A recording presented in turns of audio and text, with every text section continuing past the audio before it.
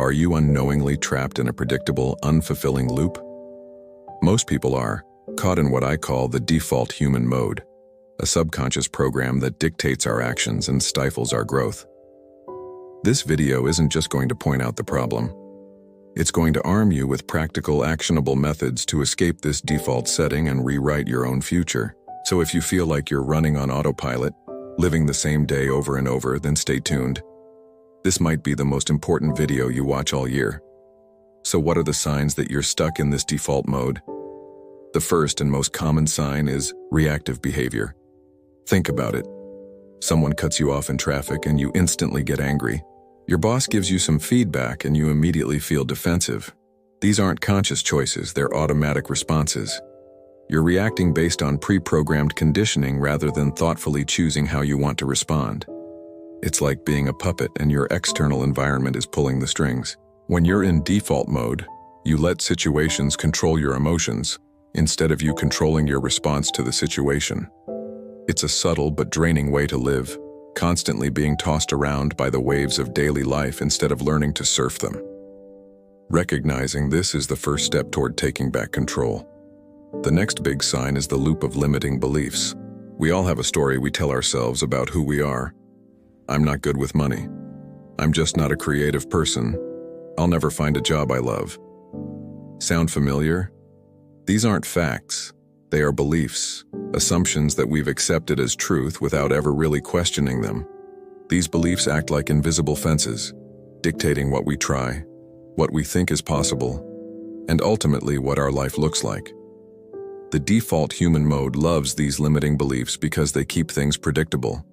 They prevent you from taking risks, from stepping into the unknown where real growth happens. You act in accordance with these beliefs, which then reinforces them, creating a self-fulfilling prophecy. You believe you're not creative, so you never try anything artistic, which proves to you that you're not creative. See the loop? It's a cage built by your own mind. Finally, let's talk about the paralysis of routine. Now, routines themselves aren't bad. They can be incredibly powerful tools for productivity and well-being. But there's a dark side to routine, and that's when comfort completely trumps growth. This is when your daily schedule is so rigid, so predictable, that there's no room for spontaneity, curiosity, or new experiences. You eat the same meals, drive the same route, watch the same shows, and talk to the same people. Your comfort zone becomes a velvet prison. The spark of curiosity that drives us to learn and explore starts to fade. You stop asking what if, and start settling for what is. This is the paralysis of routine. It feels safe, it feels comfortable, but deep down a part of you knows you're stagnating. You're not growing.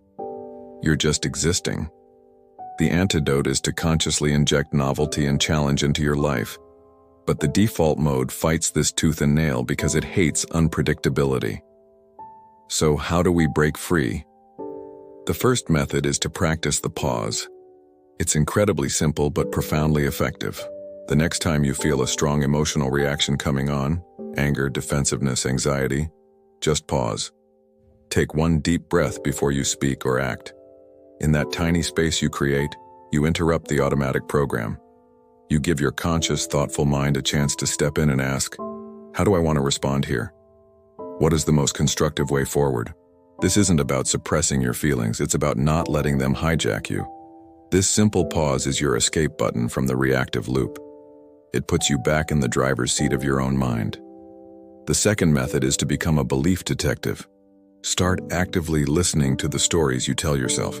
When you catch yourself saying, I can't, or I'm not, challenge it. Ask yourself, is that really 100% true?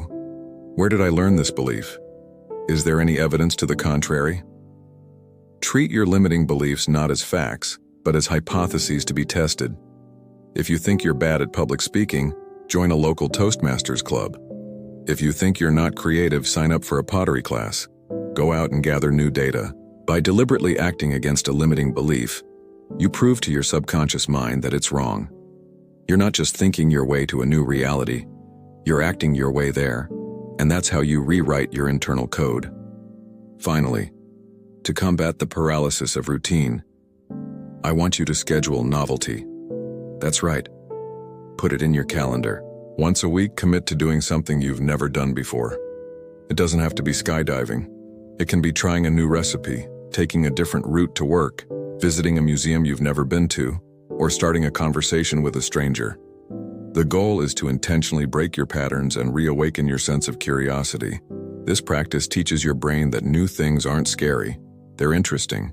It expands your comfort zone bit by bit, making you more adaptable, resilient, and open to the opportunities that exist outside your bubble. Escaping the default mode isn't a one-time fix, it's a practice. It's about choosing consciousness over autopilot, one small decision at a time. You have the power to overwrite your programming. It starts with awareness and is built through intentional action. I hope these tools help you begin that journey. Thank you so much for watching. If this video resonated with you, please give it a thumbs up and consider subscribing for more content on how to live a more conscious and fulfilling life. I'd love to hear in the comments which one of these default mode signs you recognize most in yourself. See you in the next one.